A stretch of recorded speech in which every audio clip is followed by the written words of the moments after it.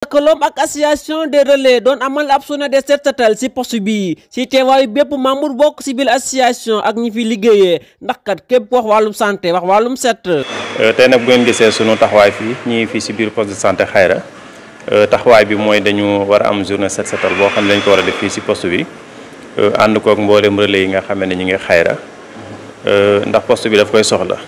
ndax ñëpp xam ne buñ ne wér naak set. te set mënul ñàkk moo tax dañ koy organiser chaque 2 mois wala chaque 1 mois wala heure boo xamee ne rek waa poste bi soxla nañ ko ñu bàyyi yite yëpp ñëw fii nga xam ne mooy si poste bi gën a yokk set gi donte set gi am na waaye dañ koy gën a dolli ndax bëgg nañ képp koo xamee ne da ngay ñëw di faju si fii bu ñu sañoon doo fi jëlee dara si jàngoro dañuy bëgg boo fi ñëwee rek sa jàngoro dafay daal di wér nga mën a dem mais doo fi jëlee dara moo waral tey jii ñu organiser journée bi war a dugg fépp nag bureau yi sage-femme yi bureau médecin yi bureau ICP pharmacie ak fi nga xam ne mooy salle d'accouchement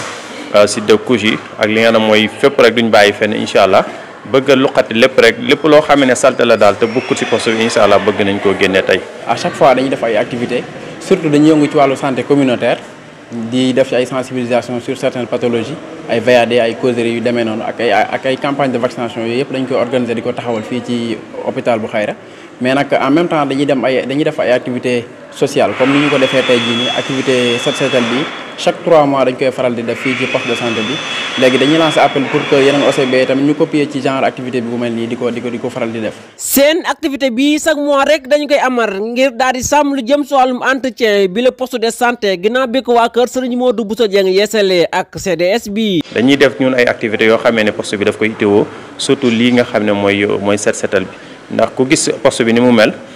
macha allah ni ñu ko defaraatee ba mu rafet lool waaye ñi ko def muy waa kër Serigne Modou Bousso Dieng ànd ko ak waa CDS bi moo waral ñun comme ay OCB la ñu ne nag luñ fi def ci lu rafet duñu bàyyi mu mu ràpp duñu bàyyi mu tilim duñu bàyyi mu oos moo tax chaque 2 mois wala chaque 3 mois wala chaque 1 mois ñu dajaloo fii ñëw fomp karo yi bale bureau yi luqati leen daal di dindi nga xam ne mooy mbalit mi ngir képp koo xamee ne ñëw nga fii si poste de santé bu Xayra lim fi wut si nga am ko fi mooy ak wér waaye doo fi jëlee benn jàngoro loolu moo waraloon sunu journée tey bi. waa association des relais du poste de santé bu Xayra yàgg amal nag ay activités lu jëm si fóotum daara yi ak centre ado bi nga xamante ni mooy accompagner xale yi lu jëm si wàllum santé de la reproduction. en même temps aussi ci sunu activité sociale dañuy def ay journée de lessive maanaam fóotum daara à chaque fois bu ñu amee temps bi dañuy wala 2 wala 3 mois dañuy ciblé benn daara bu ñu fa demee association bi ñoo fay dem toog génne yére ndongo yi fóotal leen ba mu set nettoyé foofu noonu yëpp lépp li nga xam ne war nañ ko faa war a def ñu def ko fa ba ñoom ñu mën a am wér-gu-yaram goo xamante ne bii bu mucc ayib lay doon gannaaw loolu aussi am na ay activités yu bari yoo xamante ne bii association des relais da koy amal fii ci zone de Xayra bi ginnaaw activité sociale yooyu noonu tamit di wàllu santé communautaire wax naa ko sànq dañuy def ay activités de sensibilisation ci certaines pathologies en même temps aussi am nañ fi benn point ado boo xam ne day regrouper jeunes ados yi nekk fii ci zone Xayra bi yëpp à chaque fois dañuy def ay activités yoo xamante ne bii ay causeries lay doon dañ koy organiser fii ci poste de santé bi